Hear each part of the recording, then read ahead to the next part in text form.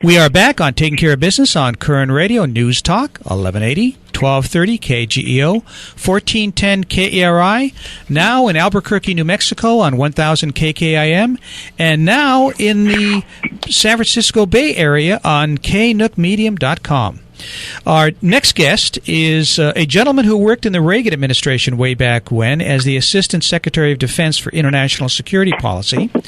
And he is also the founder and president of the Center for Security Policy in Washington, D.C., Mr. Frank Gaffney Jr. Frank, welcome to Taking Care of Business. It's great to be with you. Thanks for having me.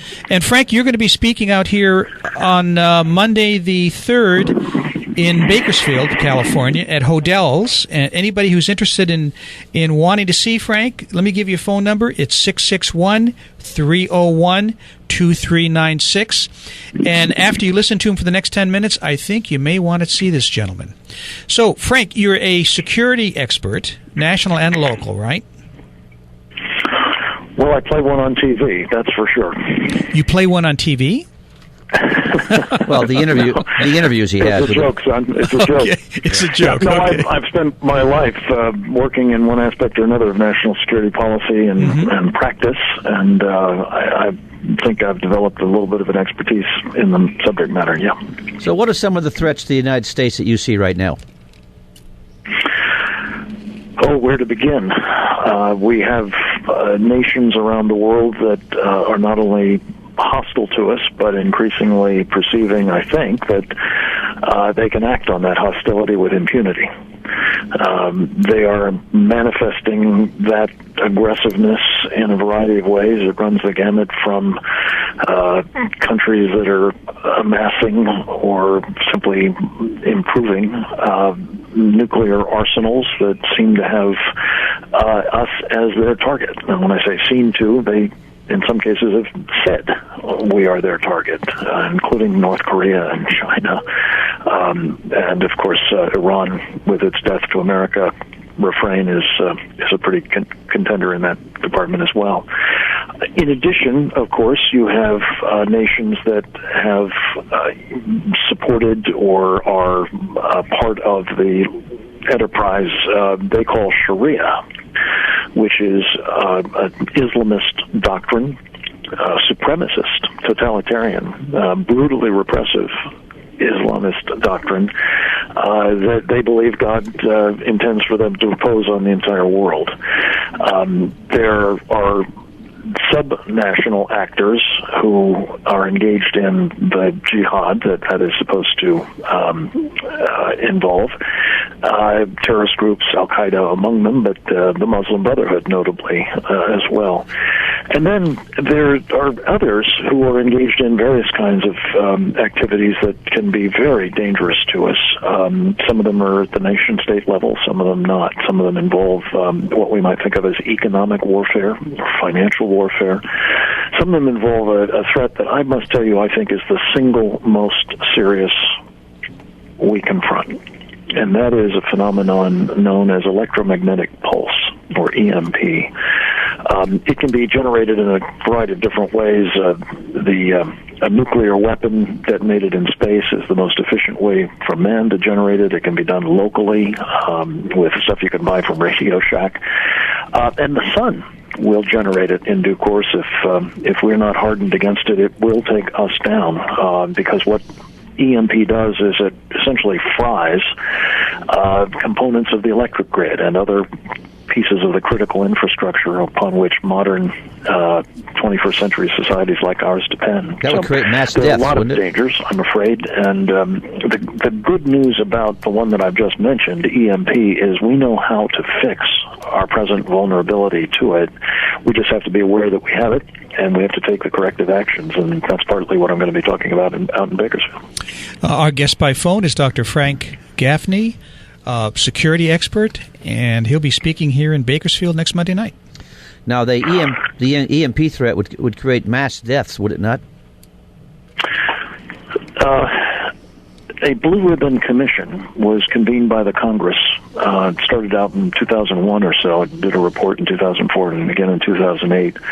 The chairman of that commission is an old colleague of mine from the Reagan administration, a fellow by the name of Dr. Bill Graham. He's one of the country's preeminent experts on nuclear weapons. He's used to design them. He knows a lot about EMP. He was involved in one of the most important tests that we did that demonstrated this phenomenon. He says at the end of a year's time without power, 9 out of 10 Americans will be dead. So yes, it would involve mass casualties indeed. How would that come about as far as 9 out of 10? That's a phenomenal number. Staggering, isn't it? It would come about for 2 reasons, basically. One is, as I said, if the grid goes down, all of the infrastructures that we rely on for everything from water to food to transportation to telecommunications, heat, the medicine that many of us require to survive, finance, you name it, all goes away. And this isn't like having a bad storm, where it goes away and comes back in a couple of hours or maybe a couple of days. This is going away because the transformers that power the grid are destroyed. And if they are, they're essentially irreplaceable for all intents and purposes. There aren't many of them. They have to be produced to very customized specifications. We don't manufacture them in this country. It takes a year to build them, and on and on and on. If you need a couple hundred or 1,000 of them, you are toast, in other words. And the trouble is, the second reason that this loss of life is so high is so few of us would either have the capacity or the knowledge to know what to do to survive in a circumstance in which we have no power. Think of people who live in cities, most especially. Where are they going to get food or water when the just-in-time deliveries of both don't happen? Right.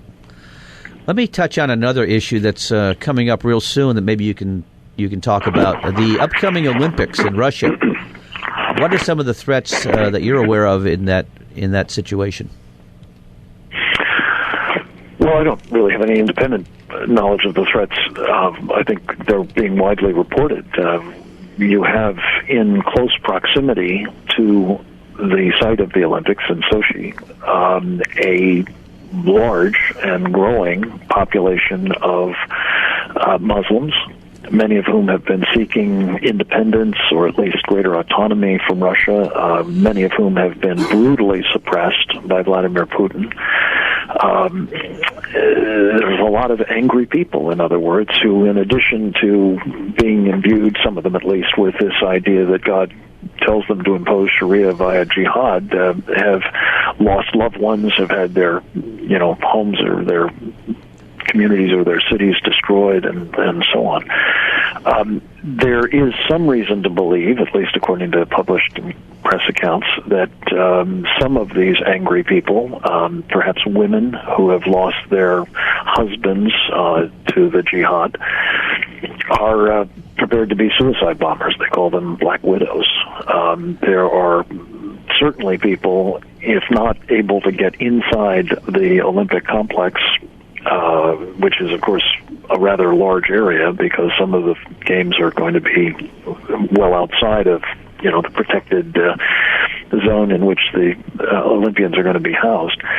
Those folks are going to be perhaps protected. That's certainly something the Russians have set their sights on. But my concern, as much as anything, is what will happen perhaps to coming and going folks getting to the games, or people who are simply elsewhere in Russia. I think there's very high likelihood that you'll see more acts of terrorism of the kind we've seen lately, except perhaps much more devastating. Well, there's no rules of engagement when it comes to the Muslims, are there? Well, again, I make a distinction between Muslims and people who follow this program of Sharia. I don't think all Muslims do. But the trouble is the ones that do think it is the true faith, and they think every other Muslim is an apostate, so they're always trying to make the rest of them conform. With respect to the guys who believe that God's will is that they impose Sharia, there are essentially no rules. It is a knife fight. They will lie about what they're up to, and they will seek your submission through either what the Muslim Brotherhood calls a kind of civilization jihad, if they're not strong enough to use violence, and then, of course, violence when the opportunity presents itself. Well, Frank, I'll tell you what, this is very scary. Unfortunately, I won't be there on Monday night. I wish I was. But, again, if you're in town, Bakersfield, Hodel, 6 o'clock, February 3rd. Cost is $25. The phone number to call is 661-301-2396. Frank, thank you so much for the time, and we'll be talking to you again very soon. I look forward to it. Thank you for the time. We'll see you in 167 hours on Taking Care of Business on Koerner Radio News Talk 1180.